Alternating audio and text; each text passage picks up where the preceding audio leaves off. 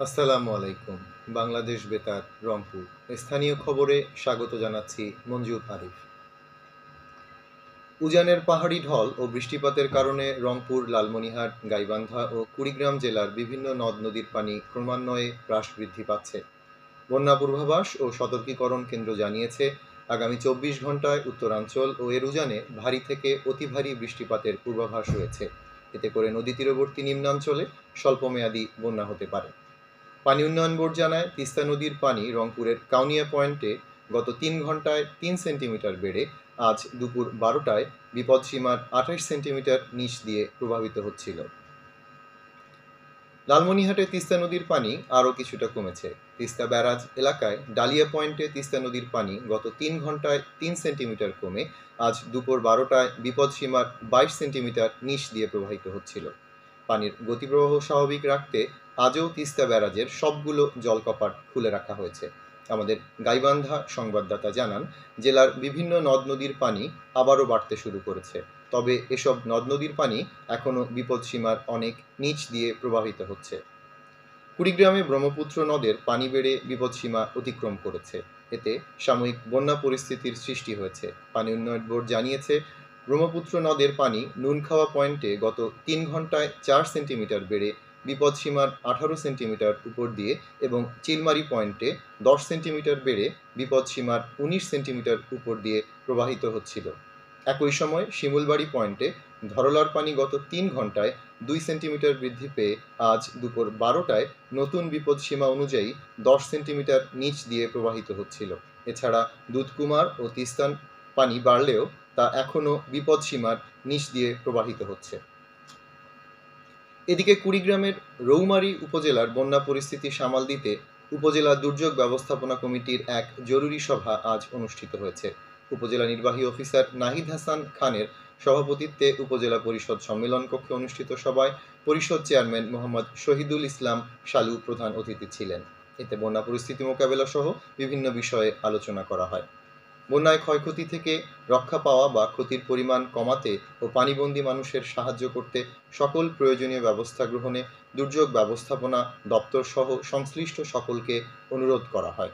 একই সঙ্গে বিভিন্ন ইউনিয়নের চাহিদা মোতাবেক ত্রাণ বন্টন ও বিতরণ বিষয়ে সিদ্ধান্ত গৃহীত হয়। এছাড়া টাস্কফোর্স ও স্বেচ্ছাসেবকদের দায়িত্ব পালনের ক্ষেত্রে প্রয়োজনীয় নির্দেশনা দেওয়া হয়। ষষ্ঠ উপজেলা পরিষদ নির্বাচনের তৃতীয় ও চতুর্থ ধাপে রংপুরের বিভাগের নবনির্বাচিত উপজেলা পরিষদের চেয়ারম্যান ও ভাইস চেয়ারম্যানগণের শপথ গ্রহণ আজ অনুষ্ঠিত হয়েছে।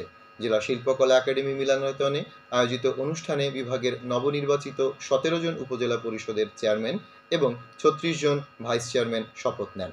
শপথ বাক্য পাঠ করান রংপুর বিভাগীয় কমিশনার মোহাম্মদ জাকির হোসেন। এছাড়া এ সময় দেয়া বক্তব্যে বিভাগীয় কমিশনার জনপ্রতিনিধিদের সততা ও নিষ্ঠার সঙ্গে দায়িত্ব পালনের আহ্বান জানান।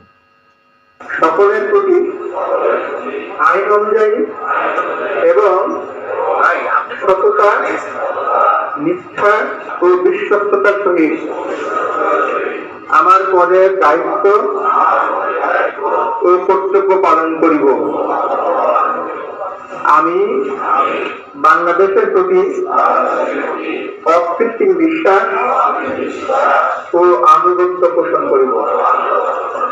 আপনাকে যারা ভোট দিয়েছে আপনি তাদেরও যেমন উপজেলা চেয়ারম্যান বা ভাইস চেয়ারম্যান, আপনাকে যারা ভোট দেয় আপনি কিন্তু তাদেরও উপজেলা চেয়ারম্যান বা ভাইস চেয়ারম্যান। এখন পুরো উপজেলার মানুষদের অভিভাবক কিন্তু আপনি। এই দায়িত্ববোধ থেকে কোন রকমের আগে গঙ্গা বিরাগের বশবর্তী না হয়ে আমাকে যারা ভোট দেয় আমরা শুধু তাদের জন্যই বরাদ্দটা বেশি দেই, তাদের জন্যই কম্বলটা বেশি দিই, এইটা যেন না হয়। ন্যায় বিচার আপনারা করবেন মানুষদের প্রতি এবং দেশপ্রেমের কথা কিন্তু আজকে আপনাদের শপথে রয়েছে, সততার কথা রয়েছে। আশা করি এই শপথের বাক্যগুলো যদি আপনারা সবাই ফলো করেন কিন্তু তাহলে আপনারা সফল হবেন। আপনাদের সেই সফলতাই আমরা কামনা করি। আমরা আপনাদের পাশে রয়েছি, ভালো কাজ করলে আপনারা আপনাদের সবসময় পাবেন।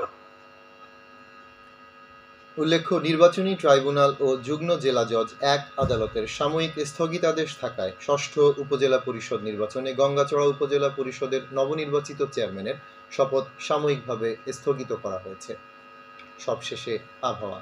আজ সন্ধ্যে ৬টা পর্যন্ত পূর্বাভাসে বলা হয়েছে, খুলনা, বরিশাল, পটুয়াখালী, নোয়াখালী, কুমিল্লা, চট্টগ্রাম ও কক্সবাজার অঞ্চলের উপর দিয়ে দক্ষিণ পূর্ব দিক হতে অস্থায়ীভাবে ঘন্টায় 45 থেকে 60 কিলোমিটার বেগে দমকা থেকে ঝোড়ো হাওয়া বয়ে যেতে পারে। সেই সঙ্গে বৃষ্টি বা বজ্রসহ বৃষ্টিপাতের সম্ভাবনা রয়েছে। এসব এলাকার নদীবন্দর সমূহকে 1 নম্বর সতর্কতা সংকেত দেখাতে বলা হয়েছে। খবর শেষ হলো। বাংলাদেশ বেতারের ঢাকা, কুমিল্লা, চট্টগ্রাম, রাঙামাটি, রাজশাহী, খুলনা, রংপুর, ঠাকুরগাঁও, সিলেট, ময়মনসিংহ, বরিশাল, গোপালগঞ্জ, কক্সবাজার এবং বান্দরবন কেন্দ্রের AM এবং FM এর অনুষ্ঠান অ্যাপসের মাধ্যমে অনলাইনে প্রচার করা হচ্ছে। গুগল প্লে স্টোর এবং অ্যাপল স্টোরে অ্যাপসটি পাওয়া যাচ্ছে। আমাদের পরবর্তী স্থানীয় খবর প্রচারিত হবে সন্ধে 6:45 মিনিটে।